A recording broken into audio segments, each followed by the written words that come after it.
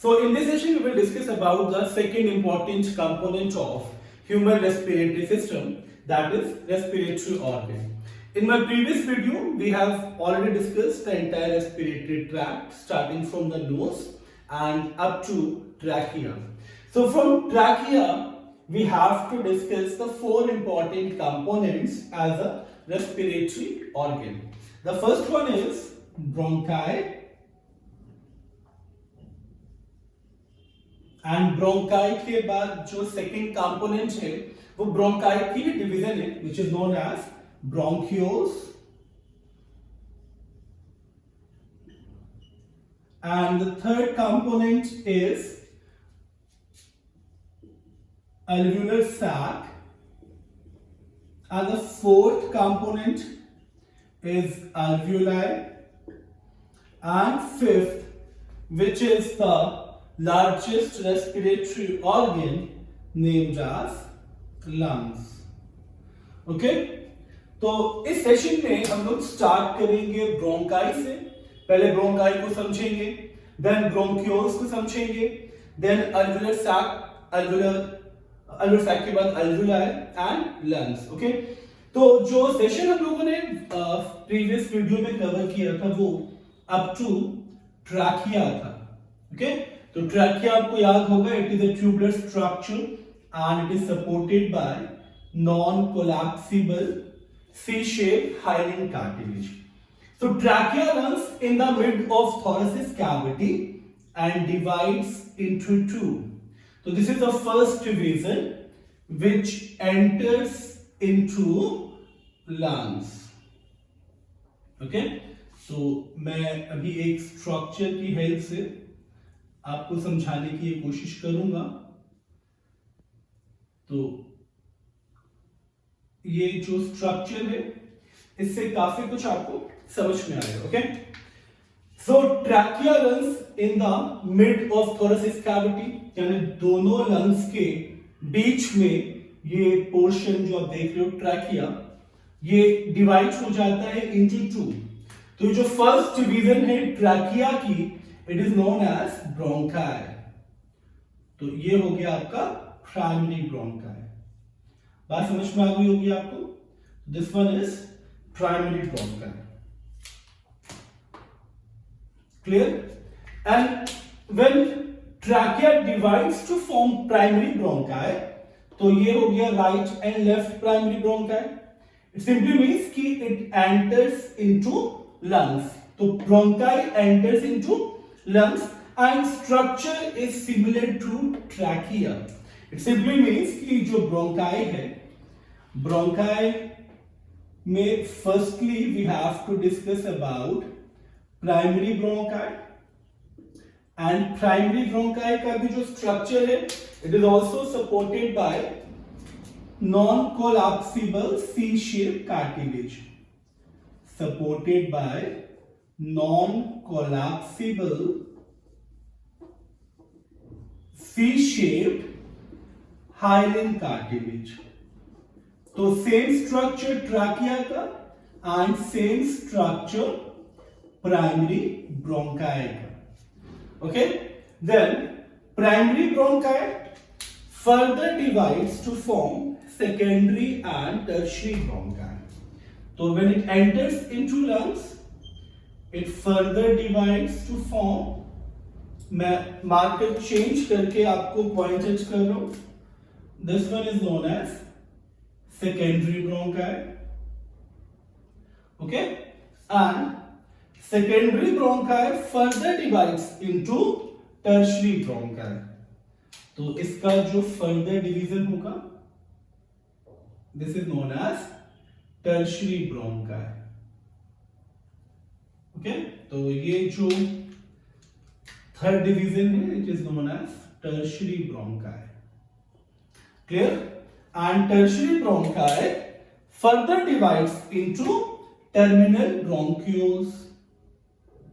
Okay, तो this one is terminal bronchioles and terminal bronchioles leads to, मैं यहां पे डक्ट को शो कर रहा हूं, it leads to alveolar duct. Okay, तो बहुत सारी चीजें इंटरनली हो गई है, मैं वन बाय वन सबको अभी मेंशन करूंगा. It leads to alveolar duct, and alveolar duct leads to a small evagination, a small pouch or sac-like structure बनता है, and that sac-like structure is known as atria. So this one is known as atria, and finally atria leads to alveolar sac. तो ये जो इवेजिनेशन के बाद एक बड़ा सा सैक लाइक स्ट्रक्चर बन रहा है, this is known as alveolar sac. And finally alveolar sac leads to alveoli. तो अल्वेलाई का मतलब ये हुआ कि इसके जस्ट नीचे, मैं यहां पे सिर्फ शो कर रहा हूं, यहां पे एक ब्लड वेसल्स है क्योंकि यहां पे rich network of blood capillaries है. Around 300 million of blood capillaries are situated in the alveoli region for the exchange of gases. So this one is alveoli, and alveoli के just नीचे blood vessels. मैं इसको थोड़ा सा अलग अभी show करूंगा, फिलहाल हम लोग बाकी स्ट्रक्चर देखते हैं. तो ब्रोंकाई में प्राइमरी ब्रोंकाई का जो स्ट्रक्चर है similar to the structure of trachea. And अगर आप ध्यान से देखो तो प्राइमरी के बाद सेकेंडरी एंड टर्शियरी में भी सेम स्ट्रक्चर है. इट सिंपली मींस कि ब्रोंक्यूल्स में भी structure is similar to primary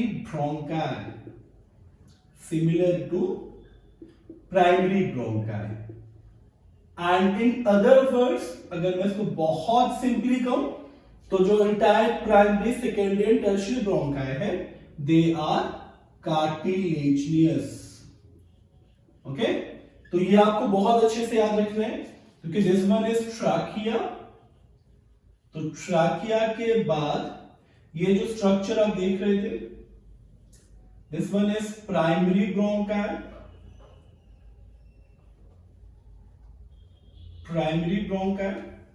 and ये जो स्ट्रक्चर आपने देखा था रेड वाला, this one is secondary bronchi. And secondary के बाद ये जो आप देख रहे हो डिवीजन, मैं यहां मेंशन कर रहा हूं इसको, नहीं यहीं पे मेंशन करेंगे इसको एक ही तरफ, टर्शियरी ब्रोंकाई. तो primary secondary and tertiary bronchi के बाद ये जो पोर्शन आप देख रहे हो ब्लैक वाला, ये this is known as terminal bronchi. तो this one is known as terminal bronchi. अब ब्रोंकाई के बाद जो स्ट्रक्चर है, ये ब्लूइश वाला पार्ट जो है, this is known as alveolar duct. Okay, internally आपको बहुत अच्छे से स्ट्रक्चर पता होना चाहिए. अल्वुलर डक्ट के बाद एक स्मॉल इमेजिनेशन है बाय ब्लैक, जो मैंने ब्लैक मार्कर से पॉइंट आउट किया. तो this one is atria, and atria Leeds into alveolar sac, and finally the entire portion leads into ये जो चैम्बर बन रहा है यहां पे मैं कवर करूंगा, जिसको मैंने रेड से मार्क किया हुआ है. This one is known as alveolar. Okay, तो ये जो स्ट्रक्चर है इसमें एक चीज तो क्लियर हो गई कि ब्रोंकाई में primary and secondary and tertiary, okay, secondary and tertiary also, and tertiary bronchi, इन सब में structure is similar to primary bronchi, that is cartilaginous. Okay, but terminal bronchi में ऐसा नहीं है, तो ये चीज बहुत ध्यान से आपको समझनी है. Terminal bronchi actually is a further division of tertiary bronchi. दिख रहा है ना आपको, ये primary bronchi, then secondary, then tertiary, and tertiary leads into terminal bronchi. तो टर्मिनल ब्रोंकाई को बस एक चीज से आप डिफरेंशिएट करोगे, that terminal bronchi is non cartilaginous. तो it's a non cartilaginous structure. Clear है आपको? अब primary, secondary, tertiary and terminal bronchi में स्ट्रक्चर आपको क्लियर है। Then terminal bronchi leads into alveolar duct. Now alveolar duct, atria and alveolar sac, ये जो portion आप देख रहे हो alveolar sac, alveoli lungs, इसको भी हम लोग बहुत स्मॉल पॉइंट ऑफ व्यू से डिस्कस करेंगे। तो starting from alveolar sac and alveolar duct, alveolar duct and alveolar sac, okay. तो इसमें सिर्फ आपको एक चीज मेंशन करनी है कि these are the sac-like structures of simple squamous epithelium, okay? So these are sac-like structure. Sac means pouch-like structure, okay, of simple squamous epithelium. तो ये सारे स्ट्रक्चर आपको बहुत अच्छे से समझने हैं, ओके। तो मैं एक बार छोटा सा रिव्यू दे रहा हूं। Primary bronchi is similar to trachea. It simply means कि it is also supported by non collapsible C shaped hyaline cartilage. Then primary bronchi leads to secondary bronchi and secondary bronchi again similar to primary bronchi. It simply means it's also a cartilaginous structure. Then secondary bronchi leads to tertiary bronchi, and tertiary bronchi is also similar to the secondary bronchi, means cartilaginous. Tertiary bronchi leads to terminal bronchi, and terminal bronchi is a non-cartilaginous structure which leads to alveolar duct, atria, then alveolar sac, and alveolar sac leads to alveoli. जहां पे blood capillaries present होगी उस portion को अल्वोलाई से mention करेंगे, okay. तो अल्वोलाई में भी सिर्फ आपको एक चीज मेंशन करना है, ओके, कि अल्वोलाई आर सपोर्टेड बाय और अल्वोलाई रिप्रेजेंट्स बाय, एक्सप्रेस्ड बाय और consist of 300 million capillaries, okay, 300 million capillaries.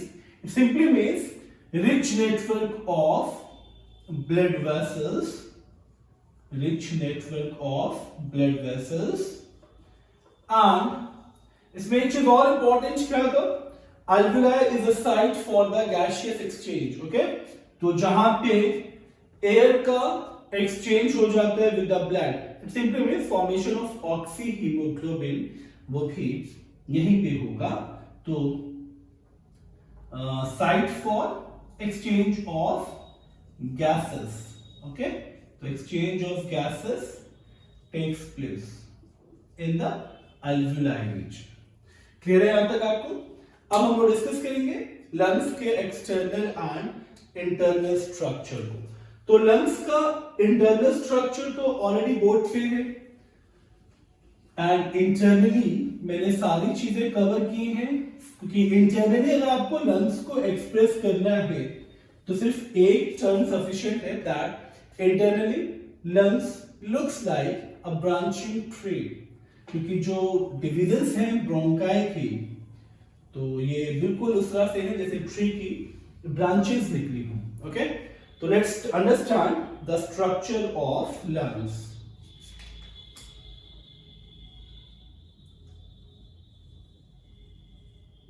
Structure of lungs.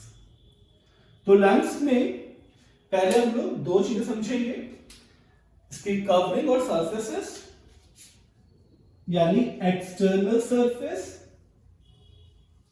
और एक्सटर्नल स्ट्रक्चर। तो एक्सटर्नल स्ट्रक्चर को समझने से पहले मैं एक चीज बता दूं आपको, लंग्स जिस पोर्शन पे लोकेटेड है, हमारी जो बॉडी की एनाटॉमी है इसमें जो पूरा अपर पोर्शन बनता है, ये जहां तक आपका रिबकेज है, इस पोर्शन को आप बोलते हो thoracic cavity.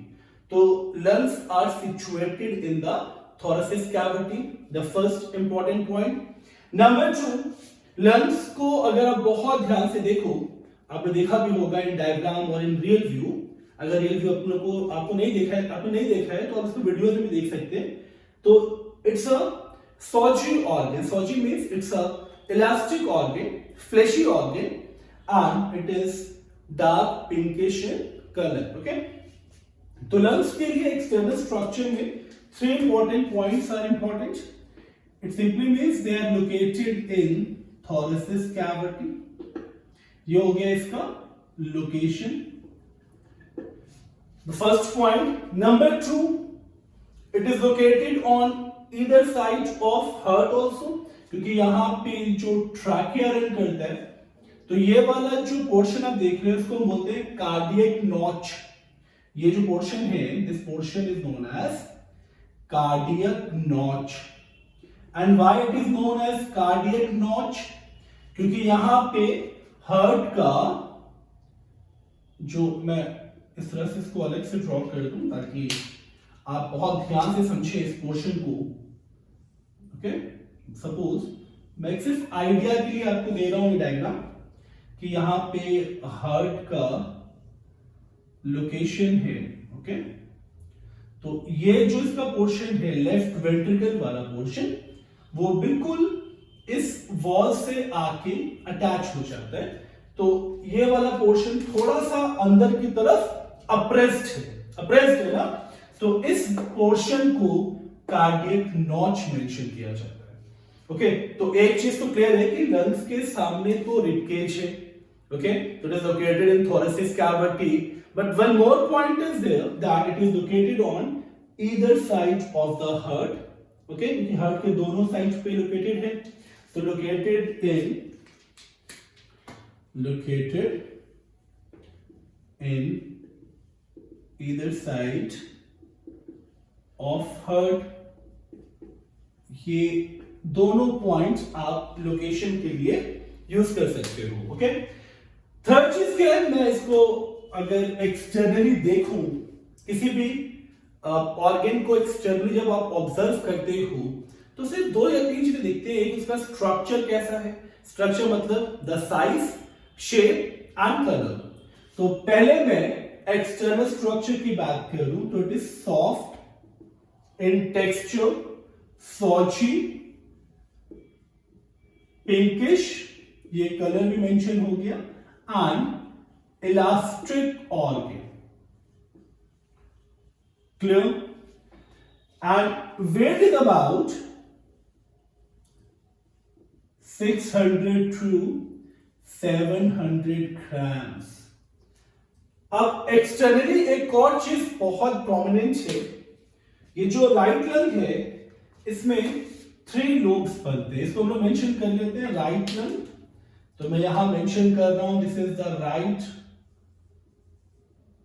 Lung portion and this one is left lung portion. Okay, तो right lung has 3 lobe. 3 lobes का मतलब क्या हुआ? एक इसका सुपीरियर सरफेस होगा, एक इसका मीडियम सरफेस है एंड एक इसका इंफीरियर सरफेस है। तो मैं डायग्राम को इसी में मेंशन कर रहा हूं, superior surface, okay, then medium surface and inferior surface. तो राइट वाले लंग में 3 लोब्स एंड लेफ्ट में सिर्फ 2 लोब्स बनते हैं। मैं एक छोटा सा डिवीजन दे रहा हूं ताकि डायग्राम जो है वो डिस्टर्ब ना हो। तो ये हो गया इसका सुपीरियर सरफेस एंड ये जो नीचे वाला पोर्शन है ये हो गया इसका इंफीरियर सरफेस। क्लियर? तो एक्सटर्नली जब स्ट्रक्चर को आप देख लो फिर आप सरफेस को भी मेंशन करोगे। तो सरफेस में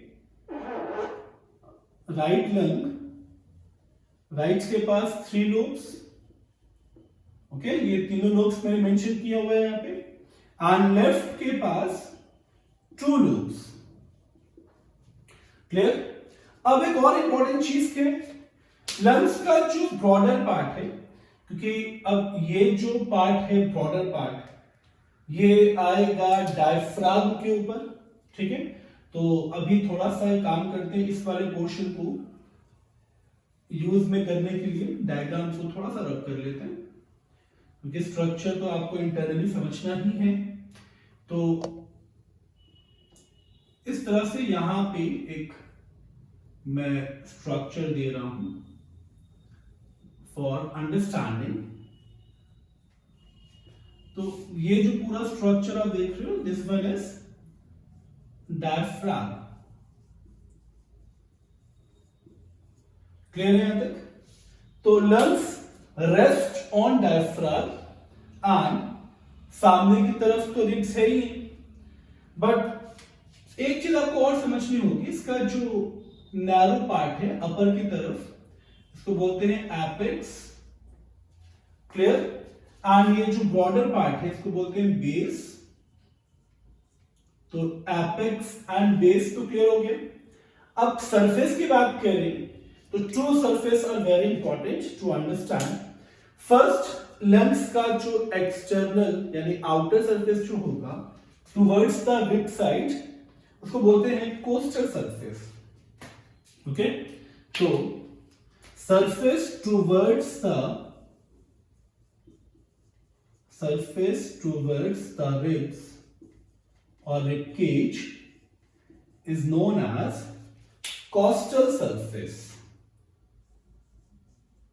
तो पहली चीज तो ये क्लियर हो गई आपको, कॉस्टल सरफेस क्या है। सेकेंड सरफेस जो है लंग्स का, वो है towards the heart, towards the mediastinum, because this space को बोलते हैं, ये जो स्पेस आप देख रहे हो, this space is known as mediastinum. Mediastinum. तो जो the surface which is situated or which is towards the mediastinum is known as median surface। तो surface towards the mediastinum is known as median surface। Okay, तो ये हो गया दोनों surface. तो at least lungs में आपको अभी एपेक्स समझ में आ गया, बेस समझ में आ गया, एंड इसमें बाहर की तरफ जो रिबकेज की तरफ होगा वो कोस्टल सरफेस, एंड जो मीडियास्टिनम की तरफ होगा वो मीडियन सरफेस। तो सरफेसेस भी क्लियर हो गए। ये भी आपको याद रखना है, एक कार्डियक नॉच भी बनेगा। Surface towards the left ventricle, ठीक है, तो that surface which is towards the left ventricle of heart, तो that surface is known as, इसको बोलते हैं cardiac notch. Cardiac notch. Clear है? ये तो हो गए आपके सारे सरफेसेस। अब एक और इंपॉर्टेंट चीज है, that is the covering of lungs. तो इसके लिए मैं फिर से डायग्राम ड्रॉ करूं ताकि आपको एक्सटर्नली एंड इंटरनली सारी चीजें बहुत इजीली समझ में आए। Now the next portion is covering of the lungs.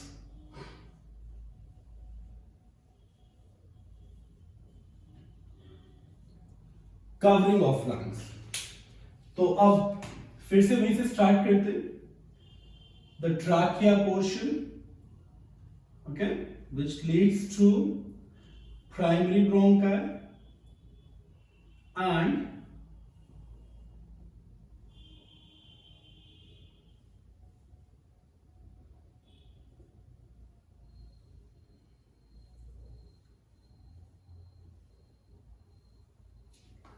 the true lungs। okay, अब coverings में lungs are supported by double membranous covering।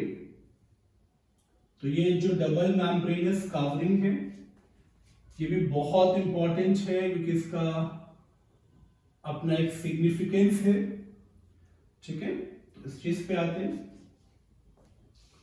And this one is primary bronchi, ठीक है। तो पहले हम लोग कवरिंग्स डिस्कस कर लें। तो ये जो टू कवरिंग्स है, इसमें outer one is known as parietal pleura and inner one is known as visceral pleura. Parietal pleura and visceral pleura, and इन दोनों को कंबाइंड कर दें तो लंग्स की कवरिंग को जनरली प्लूरा बोला जाता है, ओके। अब the space between these two, ये जो स्पेस है, it is known as pleural cavity, pleural cavity, and pleural cavity is filled by fluid. It is filled by a fluid which protects the lungs from mechanical injuries, and that fluid is known as pleural fluid. ठीक है, तो it protects the lungs from mechanical injuries. तो externally सिर्फ आपको समझना है, no need to elaborate the content, क्योंकि 11th में आपको इतना ही समझना है for the external surface. So two couplings, parietal pleura and visceral pleura, and between these two there is a space which is known as pleural cavity, and it is filled with pleural fluid which protects the lungs from mechanical injuries as it acts as a shock absorber. तो externally तो आप सिर्फ एक चीज याद रखोगे, that is pleura. तो externally pleura की इंपॉर्टेंस है। जब इंटरनली आप आओगे तो इंटरनली बहुत सारी चीजें आ जाती हैं जो हम लोग डिस्कस कर ही चुके हैं। मैं एक बार फिर से आपको बता दूं जल्दी से कि ये जो स्ट्रक्चर आप देख रहे हो, this is primary bronchi, okay, and primary bronchi divides into secondary then tertiary. तो ये चीज भी आप पढ़ चुके हो, okay, and that tertiary bronchi leads into terminal bronchioles, okay। तो ये चीज आपको मैं पहले से ही बता चुका था, and it leads into alveolar ducts, then atria and alveolar sac, okay।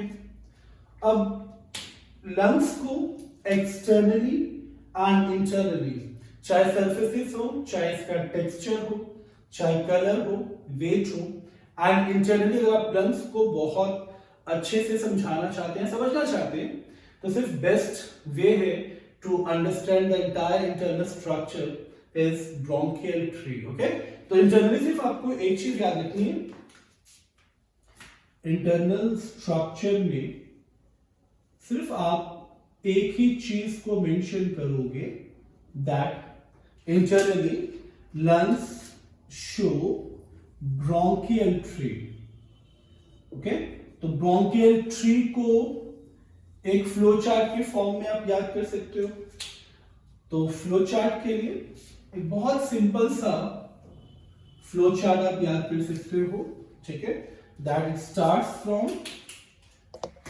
starts from primary bronchi, then primary bronchi leads to secondary bronchi, and secondary bronchi leads to tertiary bronchi, tertiary bronchi leads to terminal bronchi, and terminal bronchi leads to alveolar duct, alveolar duct leads to atria, and atria leads to alveolar sac, and alveolar sac leads to alveolar। Clear है यहां तक आपको? अब हम discuss करेंगे इसका mechanism of respiration. So the next content is mechanism of pulmonary respiration. तो mechanism बहुत सिंपल है, बिल्कुल भी इस टॉपिक को लेके परेशान नहीं होना है, क्योंकि मैकेनिज्म इसका सिर्फ 2 एस्पेक्ट पे बेस्ड है। तो पहले तो एक चीज आपको याद रखनी है, respiration by lungs is known as pulmonary respiration. Okay, respiration by skin is known as cutaneous respiration. तो ये बहुत इजी है, respiration by lungs.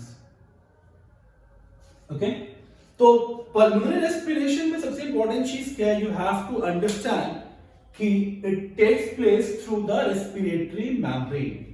अब respiratory membrane क्या है पहले ये समझ लेते, ठीक है। It takes place through the respiratory membrane. तो अब रेस्पिरेटरी मेम्ब्रेन के लिए सिर्फ 2 चीजें आपको समझनी है। ओके, ये जो एट्रिया एंड हुआ था, ये जो स्ट्रक्चर आप देखो, दिस इज अल्वुलर सैक। तो अल्वुलर सैक के जस्ट नीचे मैंने आपको शो किया था कि rich network of blood capillaries है। तो मैं सिर्फ एक अल्वुलर सैक शो कर रहा हूं, जिससे कि आपको एक आइडिया मिल जाए कि ये रेस्पिरेटरी मेम्ब्रेन बनेगा कैसे। okay?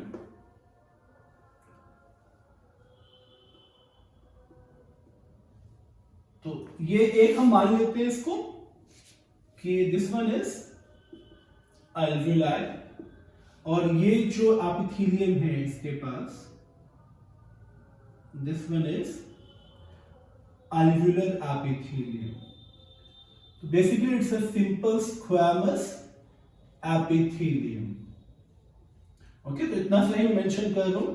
तो ये alveolar epithelium है, alveolar epithelium, and it's a simple squamous epithelium. Simple squamous epithelium. Clear?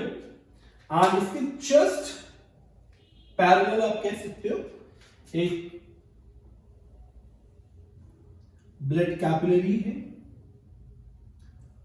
हालांकि 300 मिलियन ब्लड कैपिलरीज होती है, मैं ऑलरेडी बता चुका हूं, ये सिर्फ अंडरस्टैंडिंग के लिए।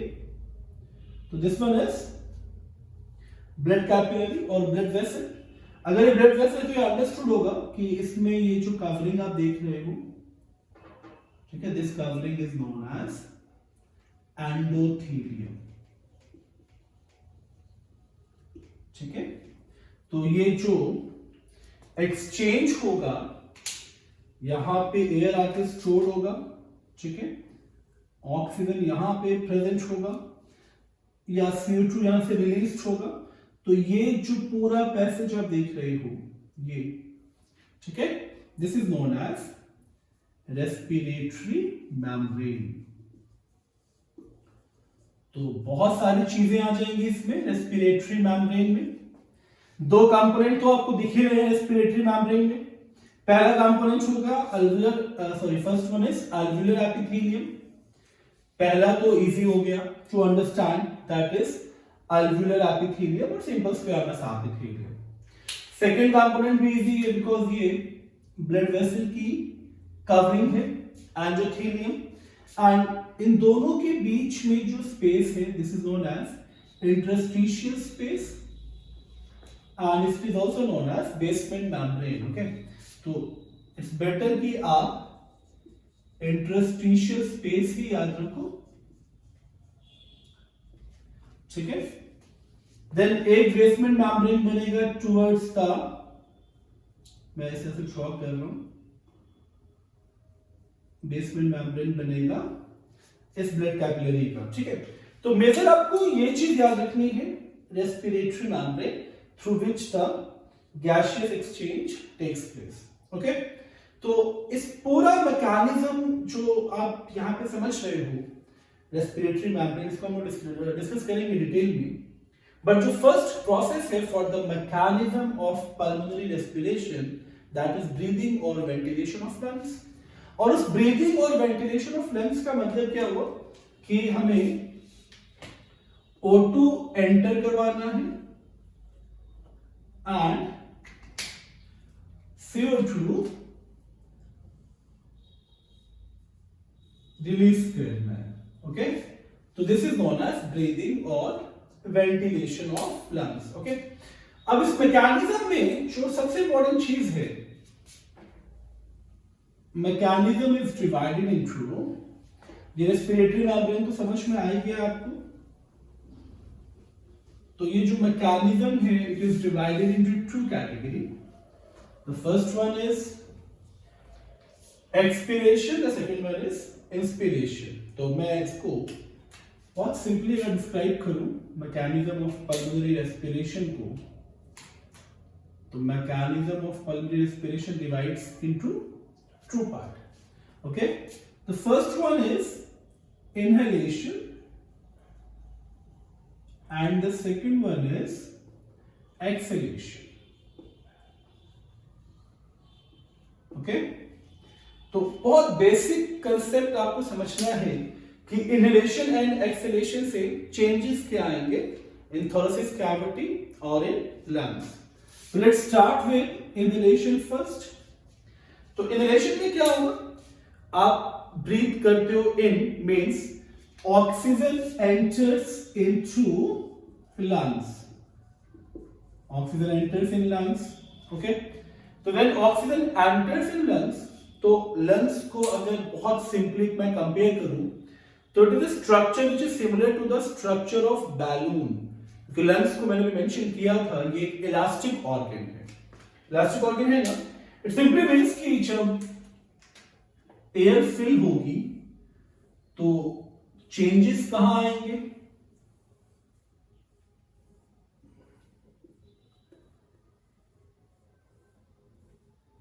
बहुत बड़ा नॉच नहीं बनाना है यहां पे, ठीक है, छोटा सा नॉच लेके चलेंगे हम लोग.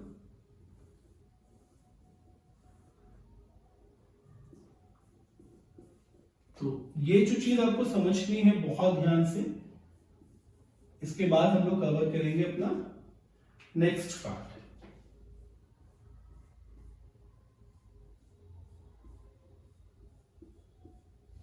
क्लियर है आपको? मैं भी कवरिंग सिंगल ही रख रहा हूं कि आप लोग जानते हो लंग्स डबल मेम्ब्रेनस कवरिंग पे बेस्ड है. तो जब ऑक्सीजन एंटर्स इनटू लंग्स तो चेंजेस क्या आएंगे, लंग्स के सामने क्या है, रिबकेज, रिबकेज है ना. तो रिबकेज का मतलब क्या हुआ, इस तरह से मैं एक आइडिया ले रहा हूं कि इस तरह से रिबकेज प्रेजेंट होगा ना. और इस रिबकेज में क्या होता है, ये जो पूरा रिबकेज है इसमें मसल्स प्रेजेंट होती है which is known as intercostal muscles. Clear? तो इस रिबकेज में क्या होगा, मैं इसको पहले मेंशन कर लूं. तो ये हो गया आपका रिबकेज एंड द सेकेंड ये जो कंपोनेंट आप देख रहे हो internally it's a intercostal muscles. Intercostal muscles, ये भी पूछा जाता है आपसे कि which muscles are present in between the ribcage. Second component कौन सा सपोर्ट कर रहा है लंग्स को, ये it's a diaphragm. And diaphragm में भी जो मसल्स प्रेजेंट होती है it is known as radial muscles. तो मसल्स हो गई आपकी radial and the structure is diaphragm. Clear है? अब आपको बेसिक क्या समझना है, जब ऑक्सीजन एंटर होगा, जब ऑक्सीजन एंटर होगा, एयर फिल हो रहा है ना, एयर फिल होने से क्या होगा, लंग्स एक्सपैंड होगा. एक्सपैंड होगा ना, तो चेंजेस क्या आएंगे, जैसे इनहेलेशन होगा या ऑक्सीजन एंटर होगा लंग्स में, intercostal muscles of ribcage and the radial muscle of diaphragm ये कॉन्ट्रैक्ट हो जाएगा. कॉन्ट्रैक्ट होगा ना, तो कॉन्ट्रैक्शन से क्या होगा, कॉन्ट्रैक्शन से क्या होगा, कॉन्ट्रैक्शन, एक सेकेंड मैं इसको बहुत सिंपल लैंग्वेज में लिखूं ताकि आपको बहुत इजीली समझ में आए, तो intercostal muscles of rib cage and radial muscles of diaphragm, radial muscles of diaphragm, they both contract. Okay, अब जब ये दोनों मसल्स कॉन्ट्रैक्ट करेंगे तो क्या होगा, जो इंटरकोस्टल मसल्स हैं they move outward and upward. Okay, so the first change takes place in intercostal muscles. Intercostal muscles में क्या चेंजेस आएंगे, अब देखो लंग्स में जब एयर फिल होगा तो ये आउटवर्ड जाएगा बिकॉज ऑफ कॉन्ट्रैक्शन. ओके, तो इट मूव्स टुवर्ड्स आउटसाइड, तो आउटवर्ड मूव करेगा एंड स्लाइटली अपवर्ड. क्लियर हुआ यहां तक. एंड डायफ्राम के साथ कंडीशन क्या आएगी, जब एयर से फिल होगा लंग्स तो डायफ्राम नीचे की तरफ जाएगा, तो ये भी पुल्ड होगा. इट सिंपली मींस ये भी कॉन्ट्रैक्ट होगा. तो इंटरकोस्टल मसल्स तो आउटवर्ड चला गया and radial muscles they move downward. तो इससे होगा क्या अल्टीमेटली, इससे होगा ये कि जो डायमीटर है रिबकेज का या जो साइज है पूरा थोरासिस कैविटी का ये इंक्रीज हो जाएगा. तो अल्टीमेटली क्या होगा, size of thoracic cavity increases. Clear. ये चीज आपको बहुत अच्छे से याद रखनी कि लंग्स इतना कॉम्पैक्टली पैक्ड होते हैं, तो वो वैसे तो मस्कुलर ऑर्गन है कि लंग्स एक इलास्टिक ऑर्गन है, तो जो मूवमेंट हुई है वो उसके सपोर्टिव कंपोनेंट्स की हुई है.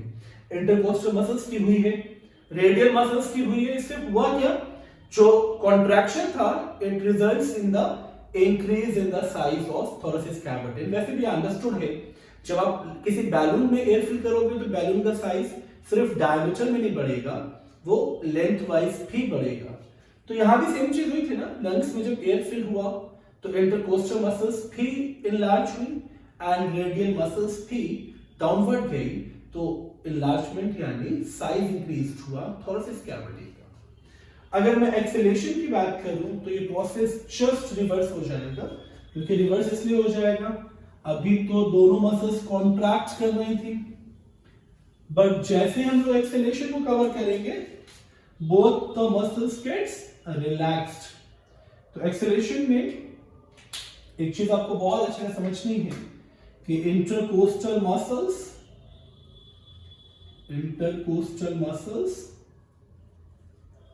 एंड रेडियल मसल्स, अब ये दोनों क्या हो जाएंगी, ये रिलैक्स्ड होंगी. रिलैक्स से क्या होगा, जब रिलैक्स्ड होंगी तो ये जो इंटरकोस्टल मसल्स थी ये इनवर्ड आएगा एंड जो रेडियल मसल्स हैं वो अपवर्ड जाएगा. तो intercostal muscles and radial muscles में जो चेंजेस आएंगे वो क्या आएंगे, इंटरकोस्टल जो है वो इनवर्ड की तरफ जाएगा एंड जो रेडियल मसल्स हैं ये अपवर्ड की तरफ जाएगा. ओके, तो ये चीज आपको बहुत अच्छे से याद रखनी है. In the process of mechanism of pulmonary respiration in inhalation and exhalation, and ये जो पूरा कंटेंट है it is totally related to the increase in the size of thoracic cavity और decrease in the size of thoracic cavity. तो it results in decrease in the size of, decrease मतलब जो पहले increased हुआ था वो decrease हो जाएगा because of relaxation. तो decrease in size of thoracic cavity. Clear है आपको यहाँ तक? So the next topic is pulmonary air volume. Pulmonary air volume simply means the amount of air involved in respiration or involved in breathing. Okay, तो ये बहुत simply आपको समझना है, it's a very important topic. तो pulmonary air volume simply means amount of air that lungs can hold or receive or expel. Okay, amount of air that lungs can receive, hold and expel.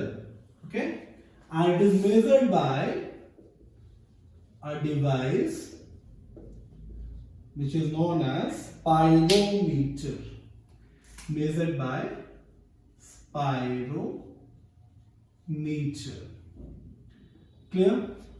So बहुत simply आपको एक चीज समझनी है कि कितना amount of air हम लोग इन्वॉल्व करते हैं इन द नॉर्मल ब्रीदिंग और in the forceful breathing. Clear? तो let's understand the first term, that is tidal volume. तो tidal volume refers to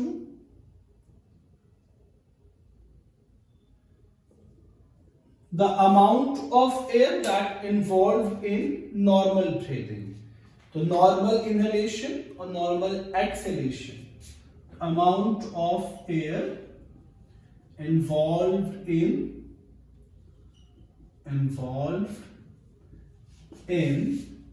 normal breathing. Okay, and इसको भी मेजर करेंगे हम स्पायरोमीटर से, and it is about 500 ml. Clear हुआ? The next is inspiratory reserve volume. Inspiratory reserve volume. And in inspiratory reserve volume, इसमें एक important चीज आपको याद रखनी है. Normal inhalation is a tidal volume, but inspiratory reserve volume is the amount of air that can be forcefully inhaled beyond the normal tidal volume is known as inspiratory reserve volume. Normally हम लोग कितना breathe करते हैं? 500 ml. अब उस normal के ऊपर जितना भी एक्स्ट्रा अमाउंट ऑफ एयर हम इनहेल करेंगे, that is inspiratory reserve volume. So the amount of air that can be forcefully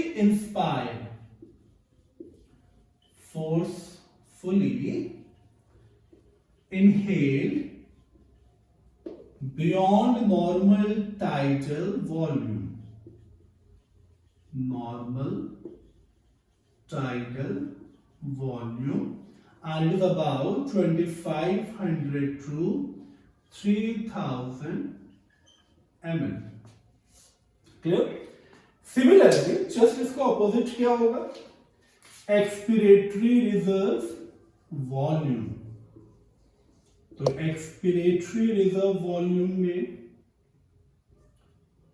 sorry, it is inspiratory, हाँ ठीक है, reserve volume, expiratory reserve volume. So it is the amount of air that can be forcefully exhaled beyond the normal tidal volume. Air that can be forcefully exhaled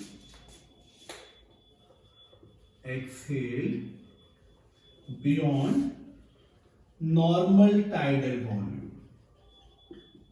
ठीक है, and it is about 1000 to 1500 ml. Clear? And the fourth one is a residual volume.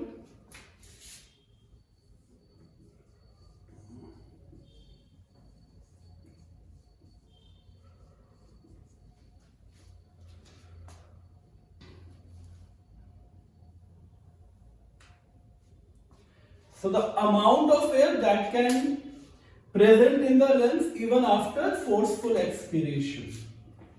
Amount of air that can be present in the lungs, that can be present in the lungs even after forceful expiration.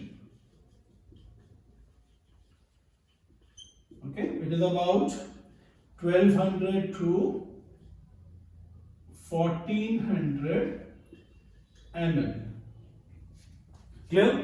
Now, the fifth term is pulmonary capacity.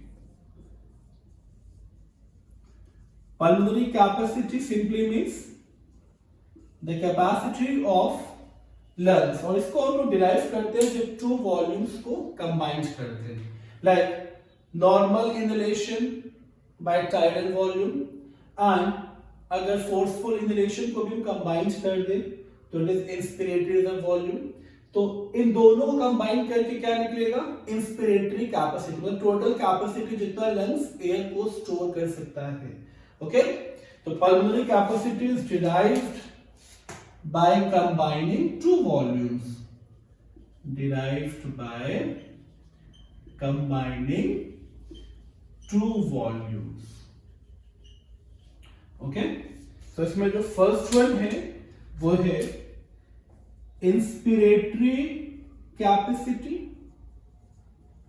Inspiratory capacity का मतलब क्या हुआ कि the total capacity of lungs that simply represented by total capacity of lungs to store air.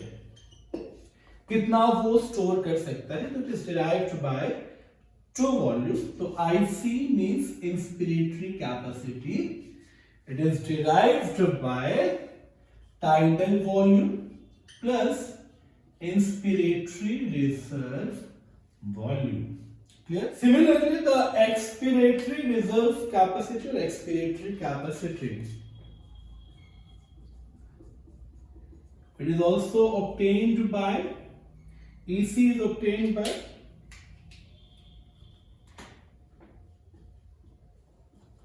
tidal volume plus expiratory reserve volume. Okay, and one more term is there, that is functional residual capacity.